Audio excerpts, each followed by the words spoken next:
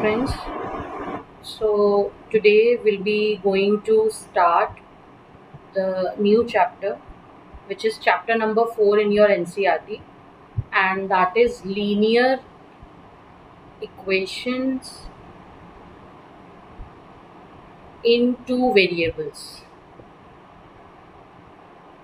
देखिए ये बहुत ही इजी चैप्टर है और आज हम सिर्फ एनसीईआरटी के कंसेप्ट ही क्लियर करेंगे और उन्हीं को ही हम लोग आज समझेंगे। तो सबसे पहले जब आपके पास वर्ड आता है लीनियर इक्वेशन, तो लीनियर इक्वेशन का मतलब क्या होता है? लीनियर वर्ड का मतलब होता है कोई भी ऐसा एल्जेब्रिक एक्सप्रेशन जिसकी डिग्री 1 होती है। जैसे मैंने अगर लिखा x + 2 = 5, तो इसके अंदर अगर मैं देख रही हूँ कि मेरा वेरिएबल क्या है, तो वेरिएबल है मेरा x और इसकी पावर क्या है? इसकी पावर है 1। ठीक है, तो ये मेरा लीनियर कंसेप्ट है, तो ये मेरा लीनियर है। जब हम इसके अंदर इक्वल साइन भी ऐड कर देते हैं तो ये मेरी बन जाती है लीनियर इक्वेशन। लेकिन आप यहाँ देख रहे हैं कि जो वेरिएबल है वो कितने वेरिएबल है मेरी इसके अंदर? सिर्फ 1 वेरिएबल है। इसीलिए इस इक्वेशन को मैं लीनियर इक्वेशन इन 1 वेरिएबल भी बोलती हूँ। तो इसके अलावा हम लीनियर इक्वेशन इन 1 वेरिएबल में कुछ भी ले सकते हैं, जैसे p + 3 = 4, इफ आई से p/2 - 5 = 18। तो यहाँ आप देख रहे हैं सिंगल सिंगल वेरिएबल्स हैं, तो ये सारी आपकी लीनियर इक्वेशंस इन 1 वेरिएबल है। लेकिन क्योंकि हमारा टॉपिक क्या है, लीनियर इक्वेशंस इन 2 वेरिएबल्स, तो इसका मतलब आपकी लीनियर इक्वेशन तो होगी, लेकिन इसमें वेरिएबल कितने होंगे? इसमें हमारे पास वेरिएबल जो होंगे वो होंगे 2। जैसे x + y = 5। लेकिन मेक श्योर जब मैं वर्ड लीनियर बोल रही हूँ, इसका मतलब 2 वेरिएबल होंगे, बट दोनों की पावर्स जो होंगी वो होंगी 1। तो ये मेरे पास एक लीनियर इक्वेशन हो गया। सिमिलरली अगर मैं एक और लीनियर इक्वेशन लिखूँ, जैसे मैंने लिखा 2x + 5y = 9, तो ये भी मेरी एक तरीके की लीनियर इक्वेशन ही होती है।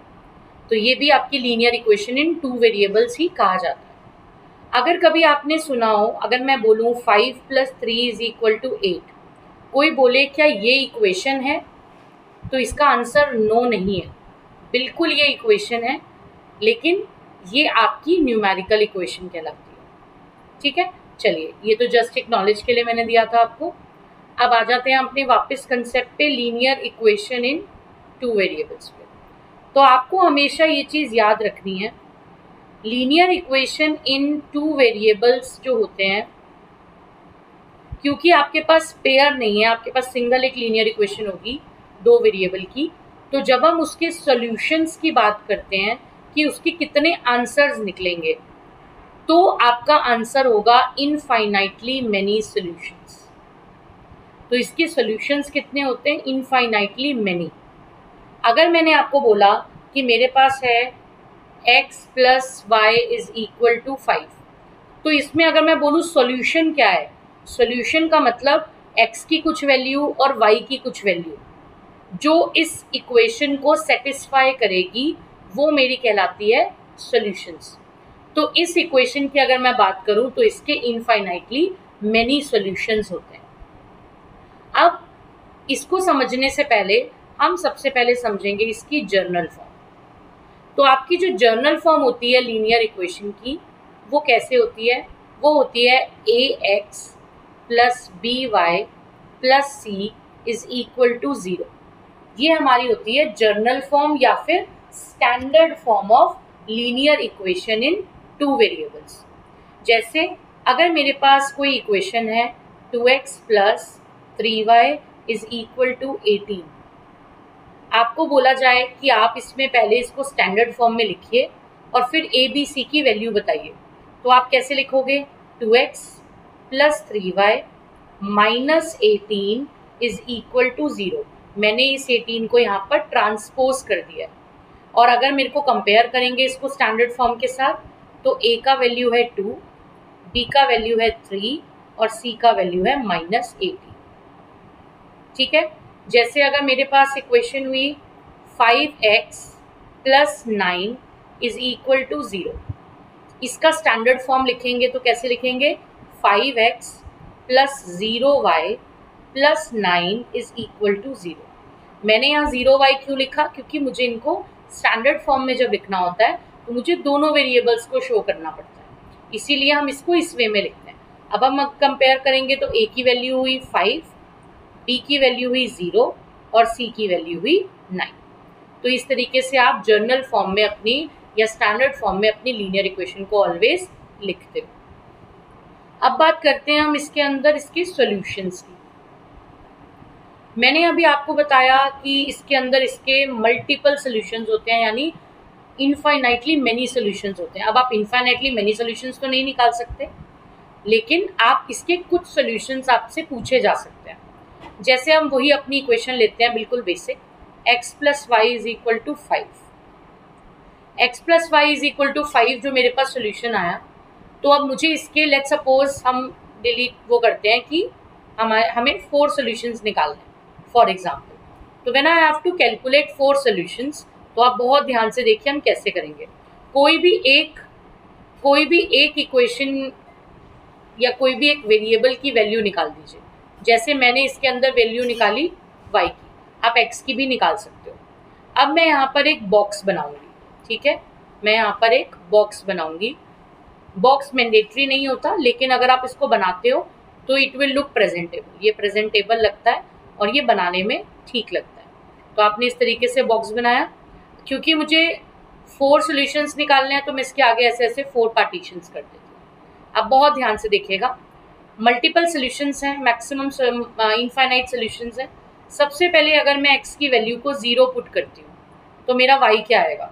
y आएगा मेरा 5, राइट। तो यानी जब मैं x 0 रखती हूँ तो y मेरा 5 आता है। अब अगर मैंने x की वैल्यू 1 रखी तो y जो है वो मेरा 5 - 1, यानी y मेरा कितना आएगा? 4 आएगा। यानी जब x 1 होगा तो y मेरा 4 आएगा। अगर मेरे पास x की वैल्यू है 2, तो मैं x की वैल्यू 2 रखती हूँ तो y मेरा क्या आएगा? y मेरा आएगा 5 - 2, यानी कि मेरा आएगा यहाँ पर 3। सिमिलरली मैं x की वैल्यू लेट्स सपोज -1 रख लेती हूँ, तो y कितना आएगा मेरा? 5 माइनस का -1, यानी y की वैल्यू मेरी क्या आएगी? 6। तो यानी ये मेरे पास इसके 4 सोल्यूशन हो गए। अब आपके माइंड में ये चीज़ आएगी कि आपने 0, 1, 2, -1 ही क्यों रखा? हम तो इसमें कुछ और रख सकते हैं, हम इसमें नेगेटिव का कुछ और वैल्यू रखें। तो आपके लिए मेरा ये आंसर होगा कि आप इसके अंदर कोई भी वैल्यू रख सकते हो। जब मैंने आपको बताया कि इसके इनफाइनाइट आंसर्स हो सकते हैं, इसका मतलब आप इसमें जो वेरिएबल की वैल्यू रखोगे, कोई भी एक जो आप वैल्यू सपोज करोगे, वो आप कोई भी रख सकते हो। आप 100 भी रख सकते हो, 1000 भी रख सकते हो, 200 भी रख सकते हो, 5000 भी रख सकते हो, नेगेटिव में भी रख सकते हो। तो आपके ऊपर डिपेंड करता है आप कौन सी वैल्यू रखना चाहते हो और आपकी कौन सी वैल्यू पे आपके जो सोल्यूशंस हैं या जो वैल्यू है वो ईजिली निकल जाएगी। तो ये आप पे डिपेंड करता है कि आप क्या रखना चाहते हो, ठीक है। तो इस तरीके से, इसीलिए तो इसका नाम है कि इसके अंदर आपके इनफाइनाइटली मेनी सॉल्यूशंस आते हैं, क्योंकि हम इसके अंदर कोई भी एक वेरिएबल की इनफाइनाइट वैल्यूज रख सकते हैं। फिर मैंने आपको अभी बोला कि आपके पास जब ये सोल्यूशन आया तो ऐसा कोई रिस्ट्रिक्शन नहीं है कि इसमें x की ही वैल्यू डाली जाए, आप y की वैल्यू भी डाल सकते हो। डिपेंड करता है कि आपके पास किस तरीके का इक्वेशन गिवन है। अगर मैंने आपको ये बोला कि मेरे पास यहाँ पर लेट्स सपोज आया x upon y is equal to 5, ठीक है। अब मैं इसको अगर सॉल्व करती हूँ, ये मेरे पास एक लीनियर इक्वेशन में ले, तो ये y इधर जाके मल्टीप्लाई हो जाएगा, तो x का वैल्यू कितना आ गया मेरे पास? 5 है, ठीक है। अब मैं अगर इसके भी 4 सॉल्यूशंस बनाना चाहूँ, तो अब आप इसके अंदर अगेन लेट्स सपोज हमने वही 2 बॉक्स बनाए, we have made 2 box x and y। अब अगर देखिए मैं y की वैल्यू 0 रखती हूँ तो मुझे x कितना मिलेगा? 0। अगर मैं y की वैल्यू 1 रखती हूँ तो x कितना मिलेगा मेरे को? 5। अगर मैं y की वैल्यू 2 रखती हूँ तो x कितना मिलेगा मुझे? 10। अगर मैं y की वैल्यू 3 रखती हूँ तो x मुझे कितना मिलेगा? 15। तो आप देख रहे हैं इसके अंदर मैं y की वैल्यू रख रही हूँ और मुझे x मिल रहा है। तो इसीलिए इसका कोई हार्ड फास्ट रूल नहीं होता कि आपको सिर्फ x की ही वैल्यू रखनी है या आपको सिर्फ y की ही वैल्यू रखनी है। आप कोई भी वैल्यू रख सकते हो। जैसे अगर मेरे पास इक्वेशन हुई like 2x plus 3y is equal to 6, ठीक है। अब यहाँ पर आपकी मर्जी है, आप y रखना चाहो x रखना चाहो। जैसे अब मैंने 2x इज इक्वल टू निकाला तो 6 माइनस 3y होगा, और x की वैल्यू अगर मैं रखूंगी तो 6 माइनस 3y अपॉन में 2 हो जाएगा। ये बना मेरे पास। अब अगर मैं यहाँ पर इसका बॉक्स बनाती हूँ तो आप यहाँ पर अभी y की वैल्यू रखते जाइए और अपना आंसर जो है वो आप निकालते जाइए। इसके अंदर ऐसा भी कुछ नहीं होता कि आपका जो आंसर आएगा वो हमेशा जो है एक नंबर आएगा, एक होल नंबर आएगा, ऐसा कुछ नहीं होता। आपका इसमें डेसिमल भी आ सकता है, आपका इसमें फ्रैक्शन पार्ट भी आ सकता है, तो उसमें कोई प्रॉब्लम नहीं होती, बस आपके सोल्यूशन सही होने चाहिए। इसमें भी देखो y की वैल्यू आप 0 रखोगे तो आपका आंसर 3 आ जाएगा, x का वैल्यू 3 आ जाएगा। अगर मैं y की वैल्यू 1 रखती हूँ तो 6 माइनस 3 3 होता है, 3/2 यानी 3/2 मेरा आ जाएगा x का वैल्यू। आप यहाँ पर 1.5 भी लिख सकते थे। अगर मैं यहाँ पर y की वैल्यू 2 रख देती हूँ तो 3 2 जा 6 हो जाता है, 6 माइनस 6 कितना हो जाएगा 0, तो यहाँ पर मेरे पास जो आएगा वो 0 हो जाएगा। अगर मैं y की वैल्यू 3 रख देती हूँ तो -9 हो जाएगा, 6 माइनस 9 कितना होता है माइनस का 3/2, माइनस का 3/2 आपके पास आंसर आ जाएगा इसके अंदर। तो इस तरीके से हमारे सॉल्यूशंस बनते हैं। आपकी जो एनसीईआरटी है उसके अंदर सिर्फ इसी टाइप के क्वेश्चंस हैं जिसमें आपके पास या तो जर्नल फॉर्म आपको निकालनी होती है या कंपेयर करना होता है, या फिर आपको इस तरीके का सॉल्यूशंस बनाने होते हैं। इसके अलावा एनसीईआरटी के अंदर इस पर्टिकुलर चैप्टर में से कुछ ज़्यादा नहीं है।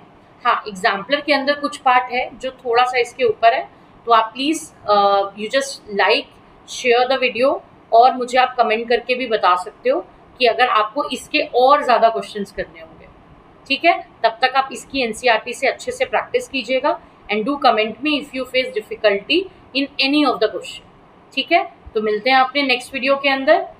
सो टेक केयर, बाय बाय।